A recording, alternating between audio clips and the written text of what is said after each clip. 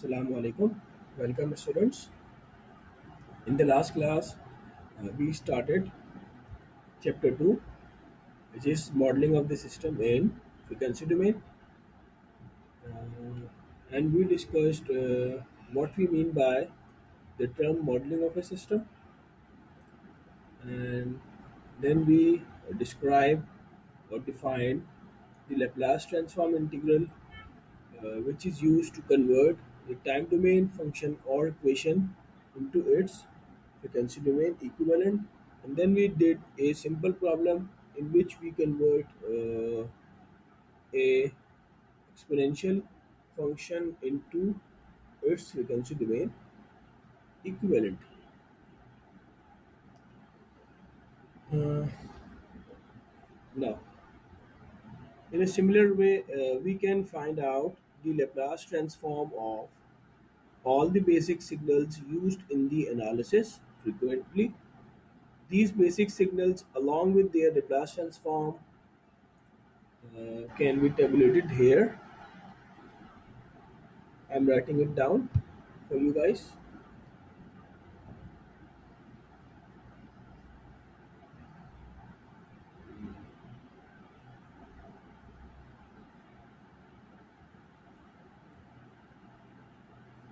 Here, the time domain function f of t, and this is the frequency domain equivalent of the time domain function.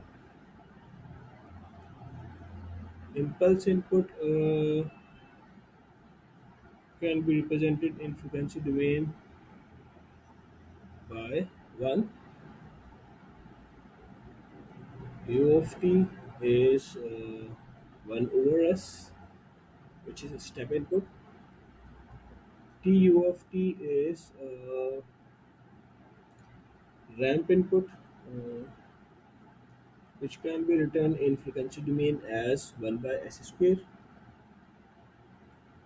T and u of t, any arbitrary power n, uh, can be written as n factorial over s power n plus 1 e minus at. U of t is 1 over s plus a sine omega t. U of t can be written as omega over s square plus omega square, and cos omega t. U of t can be written as s over s square plus omega square. Now here you can see all the signal has the step input at the end. This represents the given signal starts at t is equals to 0, as the step signal is 0 before t is equals to 0, and any signal multiplied with 0 is 0. So all of these signals start from t is equals to 0. You guys can drive the frequency domain equivalent of every signal that is mentioned here using the Laplace transform integral. Now from onwards, we will use this table to find the Laplace transform of any of these signals instead of invoking the Laplace transform integral. And if the given signal is not in the form, we will try to make it look like this so that we can use this table directly. Similarly, we can use this table to find the inverse Laplace transform of all these pairs, as they can be used interchangeably. So if we find somewhere written 1 over s in the frequency domain, then we can simply write u of t in time domain, uh, and so on, so forth for all the given signals. Now, there are some theorems related to the Laplace transform, which are also derived from the same Laplace transform integral equation. Uh, they are very useful while solving the problem related to the Laplace transform. So I'm writing down these theorems.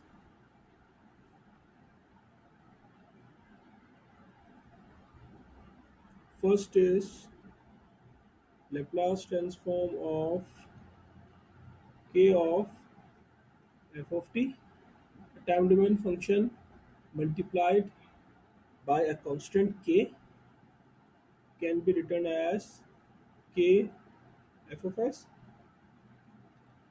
uh, Function multiplied by k in time domain can be written as that function in frequency domain multiplied by k also. This is the linearity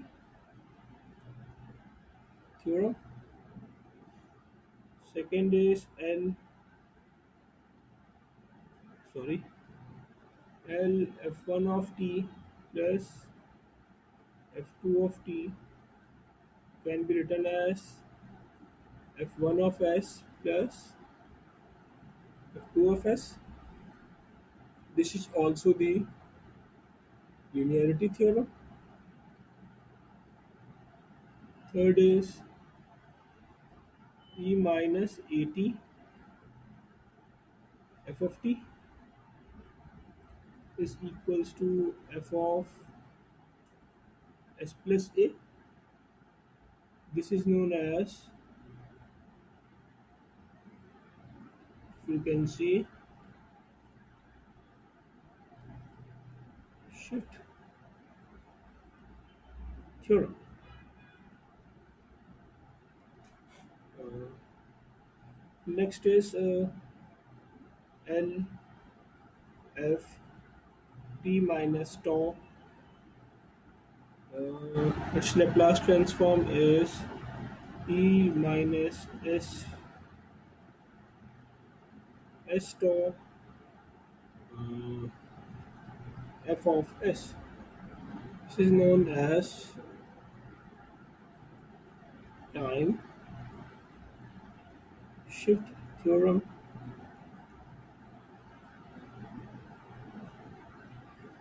Mm, L f of at is equals to 1 over a f of s by a. This is called scaling theorem. Mm, L of d f of t by dt is equals to s f of s minus f of 0 minus. Now this equation or this theorem is very powerful. Uh, Laplace transform converts the time domain differentiation of a function f of t into the multiplication by s uh, with the frequency domain equivalent of that function. Uh, this is this theorem is widely used while solving the problems of differential equation. This is the constant number initial condition of the differentiation. Uh, this is also known as differentiation theorem.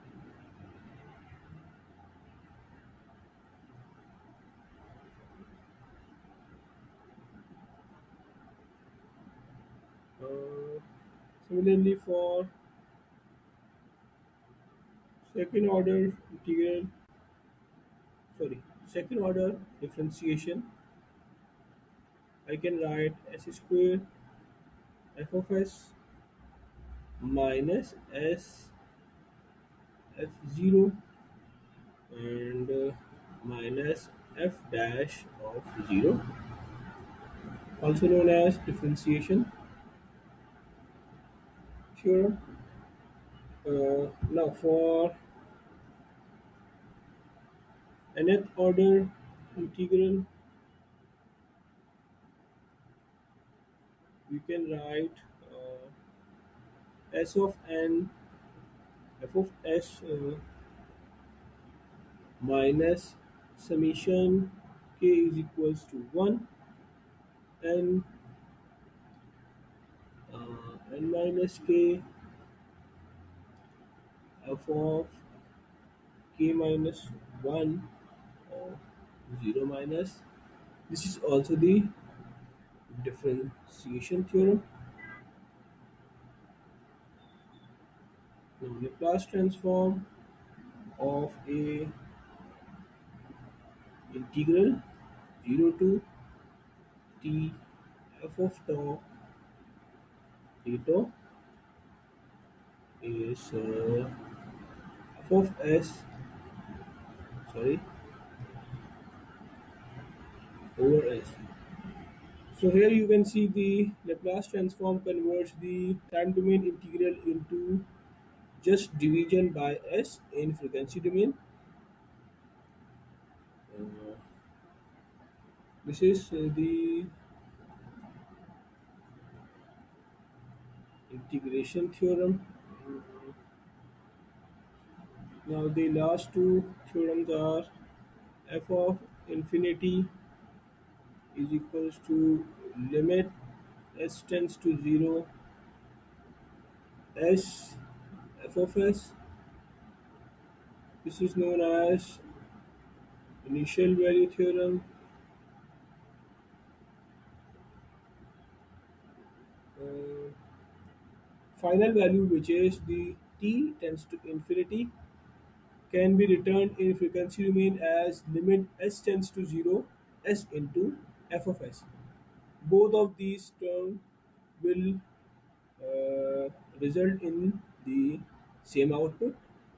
Either put t tends to infinity in the time domain equation to get the result, or multiply the time domain equivalent of this function, frequency domain equivalent of that function, and put the limit s tends to 0. You will get the same output in both cases. Similarly, finally, f of 0 is limit s tends to, infinity s of uh, s into f of s. This is called the initial value theorem.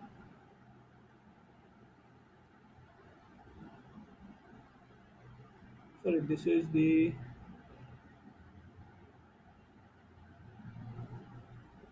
actually final value theorem.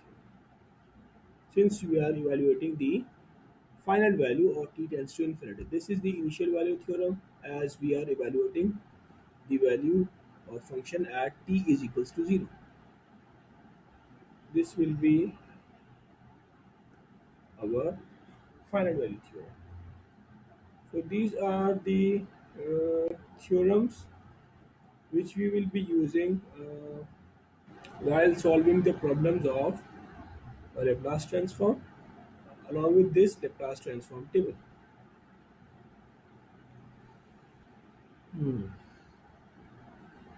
Let's do a question.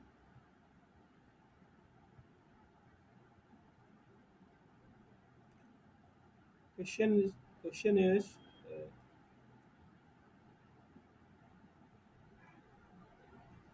find the inverse Laplace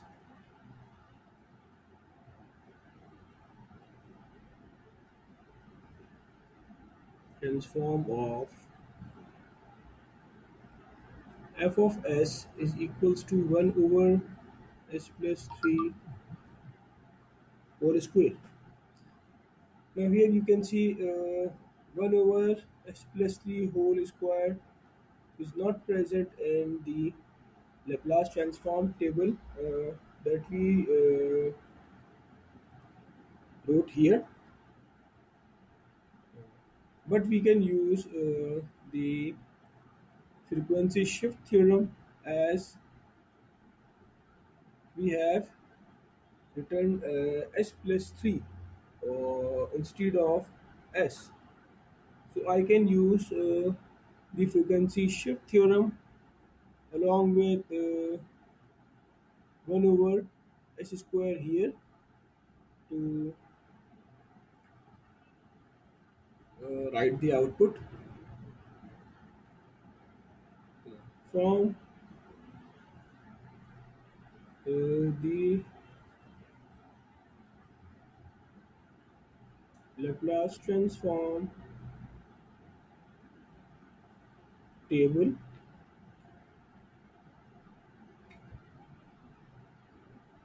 for f of t is equals to tu of t. The f of s is sorry is 1 over s square. Uh, but we have to find the inverse Laplace transform of 1 over s plus 3 whole square, uh, which can be written as f of s plus 3. If I am writing 1 over s square as f of s, then I can write this function as f of s plus 3. So by using the frequency shift theorem,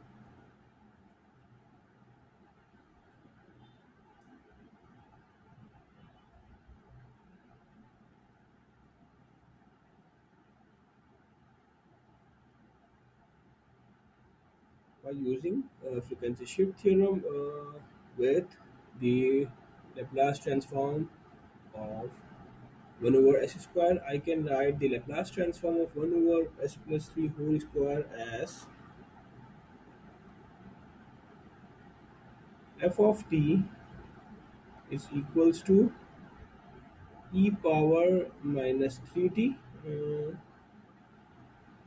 t u of t.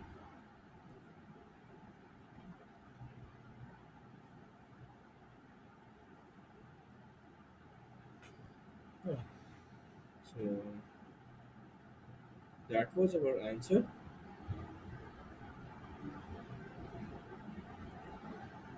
Now, as discussed earlier, we hardly invoke the Laplace integral while solving problems related to Laplace transform. Rather, we use Laplace transform table containing Laplace transform of basic signals along with Laplace transform theorems. And uh, if we encountered with a situation where a signal either in time or frequency domain does not look like the one present in the Laplace transform table, then we convert those complex looking signal into the one whose Laplace transform are known to us. And then we use Laplace transform table instead of integral to write the required conversion form. The major tool used to convert the Laplace, oh sorry, convert the complex looking frequency domain signal into its simpler constituent is the partial fraction technique.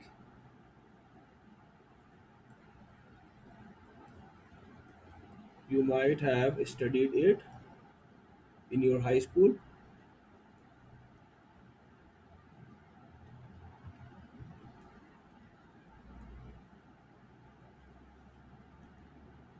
Uh, there is a certain condition which is if we have a problem or function with numerator polynomial and denominator polynomial uh, with order of n of uh, s less than the order of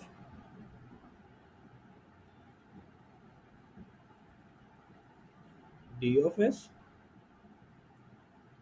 then the partial fraction of this function,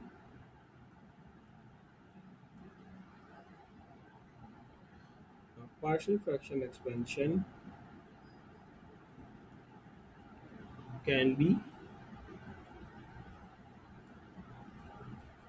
made for this function.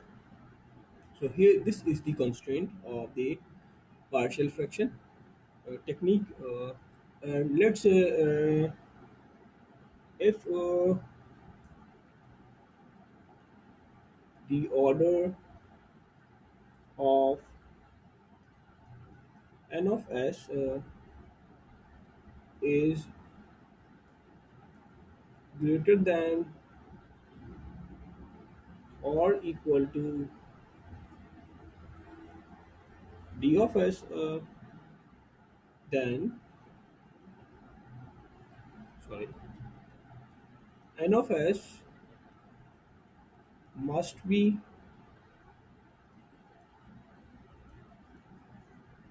divided by d of s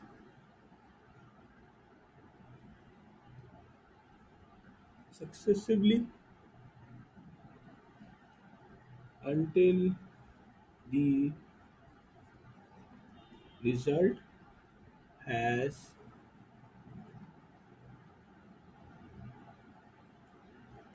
a remainder whose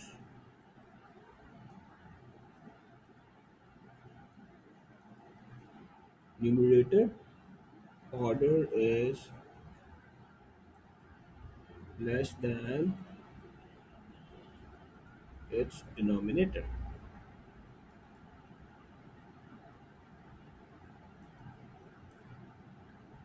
So this is the constraint of the partial fraction technique.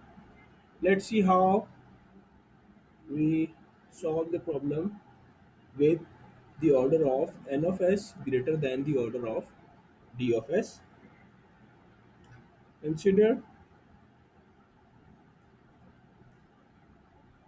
f of s is equals to s cube plus 2s square plus 6s plus 7 over s square plus s plus 5.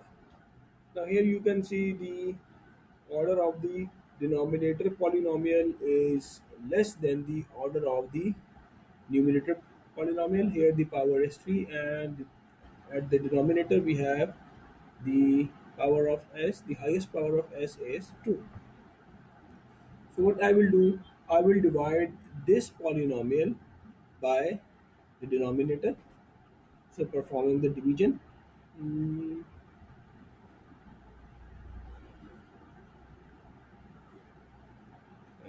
s square plus s plus 5 s cube plus 2s square plus 6s plus 7 So multiplying this by s to get the highest power s cube. So answer is s cube. S into s square is s cube. S into s is s square, and s into 5 is 5s. Subtracting the term, this gets cancelled, and this became s square plus s and plus 7. Now multiplying this by 1, I will get s square plus s plus 5. Subtracting the result, this gets cancelled and I get the remainder 2. So I can write it as f of s is equals to the result plus the result plus remainder divided by this factor, 2 over s squared plus s plus 5. Now here you can see the order of the denominator polynomial is greater than the numerator. So I can write the partial fraction expansion terms for this function. Now let's move our discussion further. Uh, Partial fraction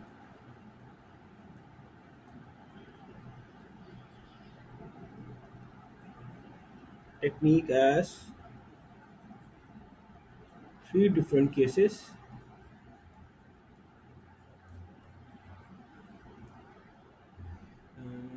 and each case will have a different procedure to evaluate the partial functions. So, case 1 is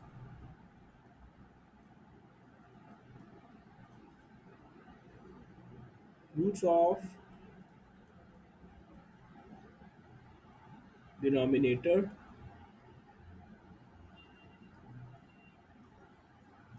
of f of s are real and distinct. Roots are roots of the denominator of f of s are real and distinct. This make our case first case of the partial fraction.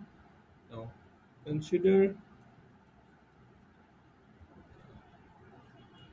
an example.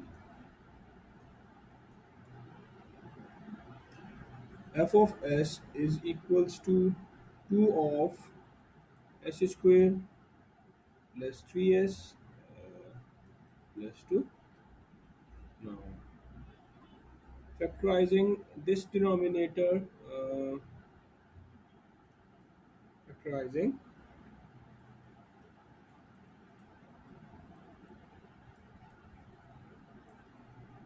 the denominator polynomial, you will get f of s to be equals to 2 of s plus 1 into s plus 2. Now we will write as many partial fraction terms as the number of factors in the denominator polynomial. Here we have two factors in the denominator, so we will write the two partial fraction terms. Now here you can see the roots of the denominator are real and distinct. Both are different, and both of these roots are real numbers. So I can put this function f of s into the case 1 category. Roots are real and distinct. Now writing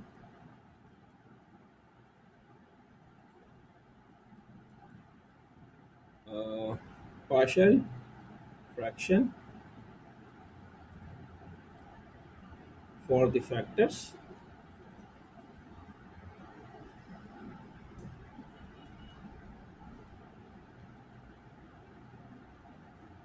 f of s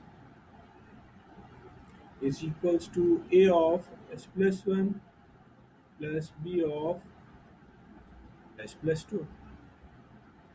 We can also write it as b of s plus 1 plus a of s plus 2. This will become our equation 1. Now evaluating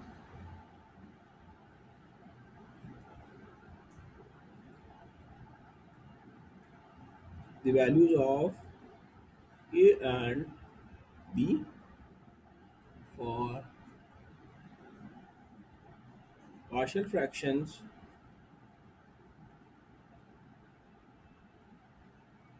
to be equal to f of s. So I can write 2 of s plus 1 and s plus 2 is equals to a of s plus 1 plus b of s plus 2. Now, to find out the value of a, what you will do, you will multiply this whole equation by the factor returned in the denominator of this factor s plus 1, and then we will put s is equals to minus 1, since here we have returned s plus 1.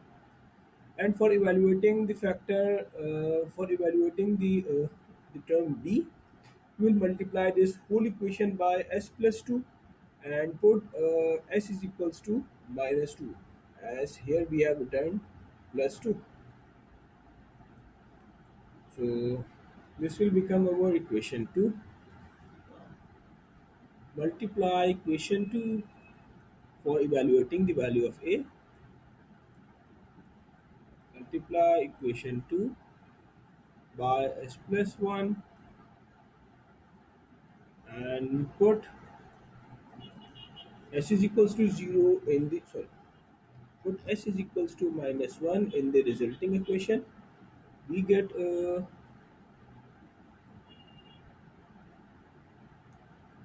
of s plus 2. This term, this s plus 1 and s plus 1 gets cancelled. 2 of s plus 2. This will become a, plus this will become multiply s plus 1 by b into s plus 1 over s plus 2.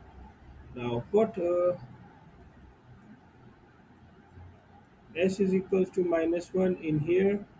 We will get 2 of minus 1 plus 2 is equals to a, and this will become 0. Putting s is equals to minus 1 in here will make this whole term 0. So the answer is a is equals to 2. Similarly, I can find out the value of b as multiply equation 2 by s plus 2 and put s is equals to minus 2 in the resulting equation. We get 2 of s plus 1. Now this factor s plus 2 gets cancelled. Now 2 of s plus 1 is equals to a into s plus 2 over s plus 1 plus b. Now put s is equals to minus 2 in here. We get 2 over minus 2 plus 1. Now this term will become 0 plus b is equals to minus 2. Now f of s will become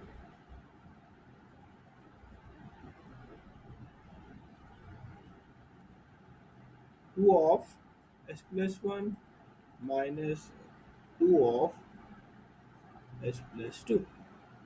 Now I can write the inverse Laplace transform of these two functions. I can write the Laplace transform inverse Laplace for this term separately, for both of these terms separately, as the Laplace transform supports the linearity theorem.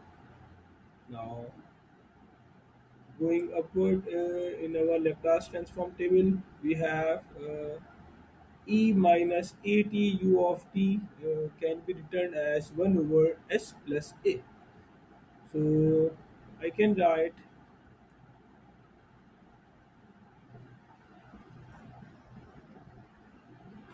taking Laplace transform, inverse Laplace,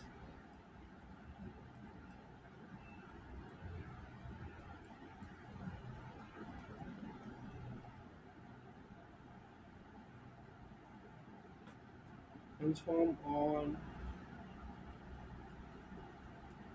both side of equation. This f of s will become f of t, and this will become 2 into e minus t. Here the value of a is 1, and this will become minus 2 into e power minus 2t. The value of a in here is 2, and